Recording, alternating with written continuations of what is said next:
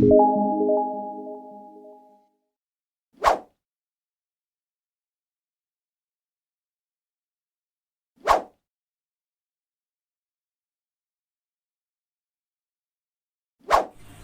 hablaré del tema 2.1, distinción entre comunicación oral y escrita. La distinción entre comunicación oral y escrita. Antes que nada, antes de iniciar, les daré una breve definición de qué es comunicación oral y qué es comunicación escrita. La comunicación oral, como su nombre lo dice, es la manera de comunicarse mediante la voz.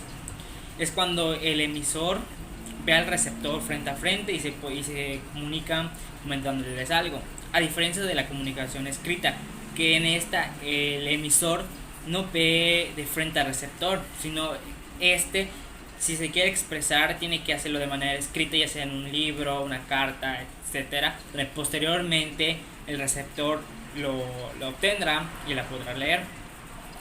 Pero ¿qué pasa en estos dos? ¿Qué es lo que tienen? Hay unas principales características que los diferencian entre sí. Primero, ¿qué podemos decir de la comunicación escrita? Que esta precede de la memoria, ya que de la memoria tú tienes que saber qué vas a escribir.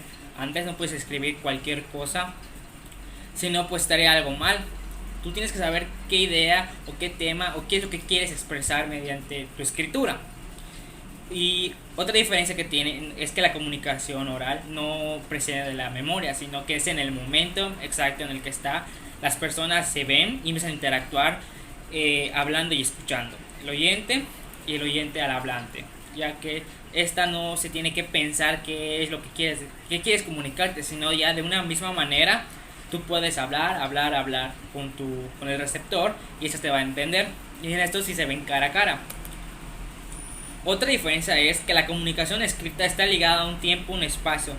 Es más estática y permanece. ¿Qué quiere decir esto? Que esta comunicación escrita, una ventaja que tiene sobre la comunicación oral es que esta se puede mantener en el estado. O sea, que si una persona quiere volver a ver esta comunicación, lo puede regresar a ver. Por ejemplo, una carta. Si alguien quiere volver a leer esta carta, se puede volver a leer las veces que quiera, algo que no pasa en la comunicación oral, ya que en la comunicación oral es en el momento. Si tú quisieras regresar a escuchar eso, ya no podrías, solo que lo grabes o algunas técnicas.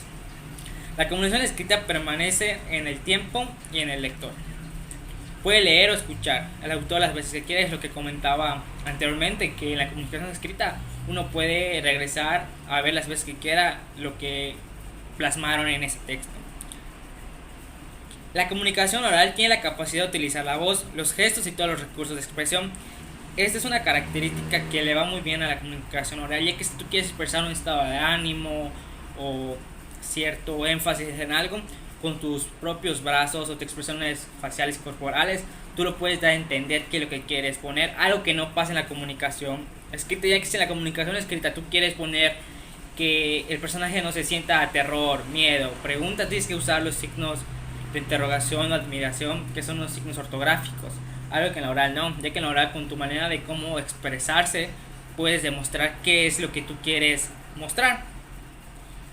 En la comunicación oral, una desventaja y ventaja que tiene a la vez es que se cometen muchos errores al momento de hablar y hablar y hablar. ¿Qué es lo que pasa? Podemos caer en una redundancia, de una reiteración, de seguir repitiendo lo mismo, que sería un vicio del lenguaje, creo que es reiteración. Pero ¿cuál es la ventaja de esto? Que a la manera de tú hablar, estás hablando de una manera muy rápida, hace que el receptor no pueda identificar este error y piense que estás hablando bien, que lo que se están comunicando es de una manera correcta. Algo que en la comunicación escrita no, ya que en la comunicación escrita tú tratas de escribir sin errores ortográficos, ya que si tú al momento de escribir una palabra y no es la palabra que tú quieres poner, puede hacer que este texto signifique otra cosa, los famosos homónimos y homógrafos, que son las mismas palabras, nada más que cambian una cosita y le da otro sentido muy diferente a lo que tú quieres expresarse. Por eso en la comunicación escrita hay que ser muy cuidadosos con las reglas ortográficas, que más adelante mis compañeros les explicarán cuáles son las principales para poder tener una buena comunicación escrita. En sí, estas son las diferencias principales entre comunicación oral y comunicación escrita. Les voy a hablar del punto número 2.2, técnicas de redacción, coherencia, Concordancia.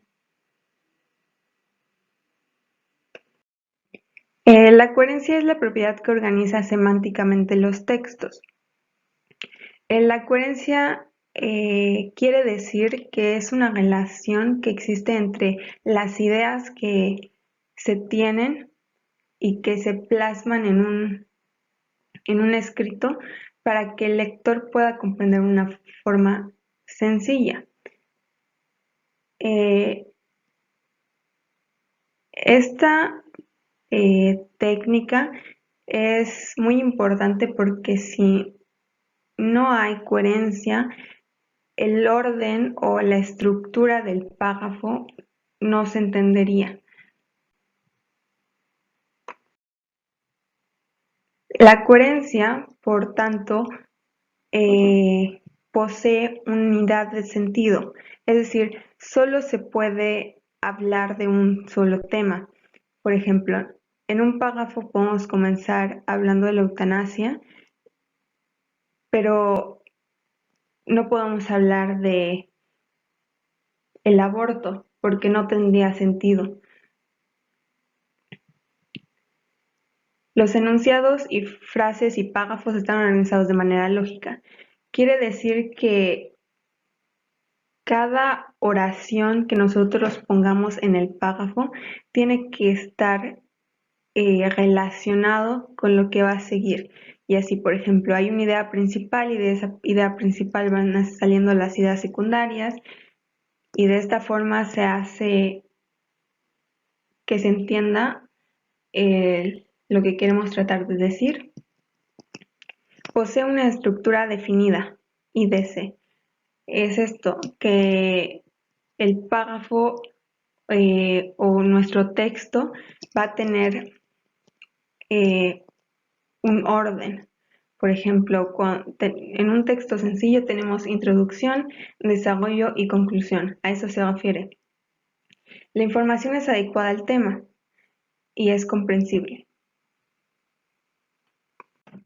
La concordancia se puede entender como una estructura que forma parte de una oración. Esto quiere decir que en la oración va a haber partes variables que se van a relacionar entre sí. Estas partes son el adjetivo, el sustantivo, los pronombres, los artículos y el verbo. Igual para que quede más claro, se tienen que recordar lo que conforma a una oración, que es el número, el género, entre otras cosas. Aquí tenemos un ejemplo que sigue la regla que el verbo con el sujeto. Por ejemplo, ellos le escucharon. Ellos vendría siendo tercera persona del plural y lo escucharon es concordante con mi sujeto porque termina en aro. Luego está María y Juan, son amigos. Aquí hay un sujeto compuesto, quiere decir que hay dos pronombres, María con ella y Juan con él. Y pues el verbo aquí estaría igual en plural. Aquí tenemos otros ejemplos que dicen adjetivo con sustantivo. Tenemos a María y Elisa, están contentas. Aquí nos quiere decir que cuando tengamos dos pronombres femeninos, pues nuestro adjetivo va a seguir conservando esa estructura y pues va a ser concordante con el sustantivo. Luego Juan y Fabiana están contentos. Aquí nos dice que cuando un pronombre sea masculino y otro femenino, pues nuestro adjetivo va a ser masculino. Luego otro ejemplo está, nos trató con notable comprensión y amabilidad. Acá nos quiere decir que cuando tengamos dos sustantivos que se refieren a cosas, pues nuestro adjetivo va a ser singular. Luego da la discordancia de género. Esto nos quiere decir que cuando tengamos un pronombre que que no se refiera a ningún género, pues se emplea o masculino o femenino. Normas y reglas ortográficas y de puntuación. Normas y reglas ortográficas. La ortografía es un conjunto de normas que regulan la escritura de una lengua. Entonces es importante estudiarlas si quieres lograr una buena redacción. Palabras que deben ir acentuadas. Para la correcta acentuación se necesita saber pronunciar las palabras y saber dividirlas por sílabas. Según la división de las palabras existen 4. La grave, la aguda, la sobresdrújula y la esdrújula. Todo recae sobre la sílaba que esté acentuada. El acento prosódico es la sílaba sobre la cual recae mayor fuerza de pronunciación. Y a esta sílaba se le conoce como sílaba tónica. Palabra aguda. La palabra aguda es la que tiene su sílaba tónica al final, o sea, en la última sílaba. Y también debe cumplir que la palabra termine en N, S o vocal. Por otra parte está la palabra grave. Esta debe tener su sílaba tónica en su penúltima sílaba y no debe terminar en N o en S. También está la palabra esdrújula, la cual tiene su sílaba tónica en su antepenúltima sílaba y siempre van a ir acentuadas cuando se cumpla lo anterior dicho. Y tenemos la sobresdrújula, que tiene su sílaba tónica antes de la antepenúltima sílaba. Igualmente siempre irá acentuada cuando se cumpla lo dicho anteriormente. Normas especiales de acentuación. Cuando en un diptongo se forma con una vocal fuerte como A, E, O, con una vocal débil como I, U, la vocal débil deberá llevar acento. Las palabras simples que sean unidas o bueno se les ponga la terminación mente deberán ir acentuadas.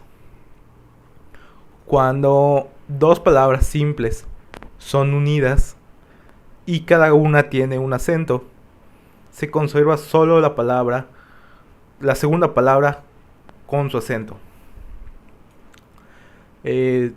Cuando se escribe en mayúsculas, la palabra, si tiene acento, también debe dar acento aunque sea mayúscula la palabra. Cuando dos palabras simples son unidas con un guión y ambas por separado tienen acentos, conservan individualmente sus acentos. Cuando se incorpora en nuestra lengua un nombre geográfico, también debe llevar acento. Cuando en una palabra tenga una H muda y esté entre dos vocales, si lleva acento, se acentúa como si la H no existiera. Uso de la B. Cuando un verbo esté en infinitivo y termine en vir, se usará B. Cuando un verbo sea pretérito imperfecto del modo indicativo, se usará B. Cuando la palabra comience o contenga bur, bus, bu, llevará B. Cuando al inicio de la palabra lleve bi, bis con S o bis con Z, llevará B siempre y cuando la palabra quiera decir doble o dos. Uso de la V. Después de una consonante nasal N, cuando una palabra inicia con los prefijos vice, bis y significan antecesor. Cuando los vocablos inician con ya, ye, yo, yu. Y cuando una palabra antecede a un prefijo x. Uso de la G. Cuando la palabra inicia en gente, gencia, cuando tiene el prefijo long, cuando tiene el prefijo gel cuando tiene el sufijo algia y cuando la palabra termina en gético. Uso de la J. Cuando terminan en aja, eje, cuando terminan en gia, cuando interviene una vocal fuerte, ja, jo, ju, y cuando la palabra con terminaciones ger, gir, cambia de J a G e intervienen las vocales A y O. Uso de la C. Se escriben las palabras con C todas las palabras plurales y sus derivadas que provienen de palabras con Z, siempre y cuando les haya seguido una vocal E e I. Cuando aparece el sufijo sida y sus derivados del sufijo sidio. Cuando las terminaciones son cente, siente, ciencia. Y cuando un verbo en infinitivo terminado en zar cambia a C, siempre y cuando le siga la vocal E. Uso de la S. En terminaciones ersa, erce, erso. Cuando los adjetivos terminan en oso, usa, uso. Cuando los sustantivos y los adjetivos terminan en esco. Uso de la Z. Cuando las palabras terminan en asa o en aso y dan idea de un aumentativo o golpe. Cuando los sustantivos terminan en es, esa o ansa. Cuando los adjetivos agudos terminan en as. Y cuando las inflexiones de los verbos terminan en hacer, eser, oser y user. Mi nombre es Adriana y a mí me toca hablar sobre las normas de puntuación. Los principales signos de puntuación en el idioma español son el punto, la coma, punto y coma, dos puntos, signos de exclamación y signos de interrogación, puntos suspensivos, paréntesis, corchetes, el guión y las comillas. Para comenzar, hablemos sobre el uso del punto. El punto indica la pausa con la que se da fin al enunciado. Una característica del punto es que después de este siempre se escribe mayúscula. Existen tres tipos de punto: el punto final, el punto y seguido y el punto y aparte. Luego se encuentra el uso del punto y coma. El punto y coma señala una pausa mayor a una coma y menor un punto. Se utiliza para separar enunciados complejos o oraciones yuxtapuestas. Seguimos con el uso de la coma. La coma indica una pausa breve dentro del enunciado. Esta se usa para aislar el vocativo del resto de la oración o separar los miembros de una enumeración. Para hablar sobre el uso de los dos puntos hay que definir que estos detienen el discurso para llamar la atención de lo que se sigue. Se utilizan antes de una enumeración, después del saludo en una carta o un documento y antes de una cita textual. Para hablar sobre el uso de los puntos suspensivos hay que definir que estos suponen una interrupción en una oración o dan un final inconcluso. Estos se utilizan al final de enumeraciones abiertas y tienen el mismo valor que la palabra etcétera. Cuando se quiere expresar de que antes de lo que se va a seguir hablando ha habido un momento de duda o temor, y cuando se reproduce una cita textual y se omite una parte. Luego sigues lo que son los signos de interrogación y exclamación. Estos se emplean para delimitar enunciados interrogativos o exclamativos directos e interjecciones. Se emplean dos, uno de abertura y otro de cierre, y luego están los paréntesis, que se usan para encerrar elementos incidentales o aclaratorios que se intercalan en un enunciado. Estos interrumpen el sentido del discurso con una aclaración, intercalan algún dato. Los corchetes se usan de forma parecida a los paréntesis, de forma aclaratoria o complementaria. El uso de la raya o guión largo se utiliza para encerrar aclaraciones que interrumpen el discurso y para indicar que en ese renglón se omiten algunas palabras. Las comillas, aparte de reproducir citas textuales, también se utilizan para no repetir algún texto y citan el título de algún artículo, libro, cuadro, poema, entre otros. Y después encuentran lo que son el uso del guión. Este se utiliza para separar elementos de una palabra compuesta, como puede ser, por ejemplo, teórico, práctico, y para unir palabras con un valor de enlace similar al de una preposición o una conjunción. Por ejemplo, la cadena, puerta, transporte, economía interna. Y dividen una palabra al final del renglón si no cabe completa. Ahora vamos con el apartado 2.4, que es tipología de los textos académicos como herramientas del conocimiento científico, los cuales son la monografía, el ensayo, la reseña, el reporte, la tesis, el protocolo y el informe de investigación. Antes que nada, cabe recalcar que un texto académico es aquel que promueve la comunicación del saber científico disciplinar mediante el uso de los modos discursivos de la exposición, la explicación y la argumentación, y las principales características de esos son su propósito, su contenido a base de temas, textos y actividades académicas, y el uso del lenguaje objetivo. Ahora vamos con las monografías, que como su nombre lo indica, abarcan un texto de manera reducida y acotada en diversos aspectos, donde cualquier citación económica, política, histórica, social y religiosa puede volverse un material de monografía. Su principal objetivo de estas es la divulgación de los conocimientos, y las principales exigencias de las monografías son el uso del lenguaje objetivo y preciso. Ahora seguimos con el ensayo. El ensayo es un texto donde se explota el carácter argumentativo y se caracteriza por el uso no exhaustivo del tratamiento del tema. Es decir, que el ensayo es un escrito en prosa generalmente breve que se hace sin un previo análisis sistemático del tema. Generalmente se elabora cuando dos autores o dos investigadores discrepan en sus puntos de vista. Ahora seguimos con la reseña. La reseña es un texto breve donde se describe y se expresa un hecho diferente de un texto o de una situación de carácter audiovisual que de esta manera nos permite tener un conocimiento más profundo sobre ellos. Las reseñas pueden ser de dos formas, positivas o negativas, que dependen principalmente del tema y de la persona de quien lo analiza.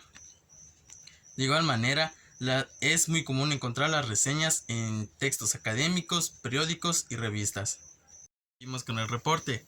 Un reporte de investigación es un texto donde se expresan los resultados finales de una investigación o un estudio de un tema en específico, donde dicha investigación tratará de resolver una serie de preguntas delimitadas con el fin de generar o de ampliar los conocimientos sobre una situación o un fenómeno.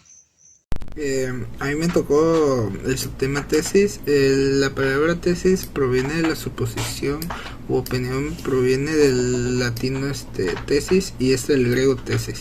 Examinemos varias definiciones de tesis tomadas de diferentes fuentes.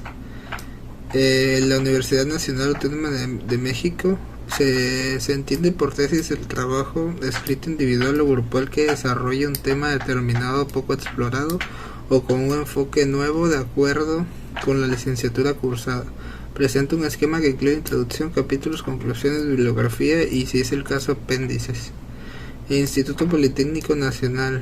La tesis consiste en un trabajo escrito individual o colectivo cuyo objetivo puede ser la investigación o aportación de nuevos enfoques sobre un tema determinado del área del estudio de los pasantes. En esta opción de titulación se realiza examen profesional con la exposición del trabajo y la réplica del jurado de profesores. El siguiente subtema es el protocolo. El protocolo es el conjunto de reglas que, ya sea por norma o por costumbres, se establecen para actos oficiales o solemnes, ceremonias u otros eventos. El protocolo, por tanto, son las instrucciones o recomendaciones que deben seguir aquellos asistentes que acuden a un evento formal. Existen distintos protocolos: oficial, social, empresarial, universitario, eclesiástico, diplomático, militar y deportivo. En la organización de eventos, normalmente hay un supervisor que lleva a cabo un correcto protocolo. Y por último, el informe de investigación. Como su nombre lo indica, un informe de investigación tiene la intención de informar y tiene un objetivo que cumplir. Con ello es posible presentar de forma desarrollada los resultados obtenidos durante la recolección de datos de tu investigación. El informe de investigación busca comunicar de manera clara y objetiva cuáles objetivos perseguía el estudio, de qué manera se llevó a cabo, cuáles son los principales resultados obtenidos y cuáles son las principales conclusiones y recomendaciones a lo que se negó una vez finalizada la investigación. Esto sería todo por mi parte.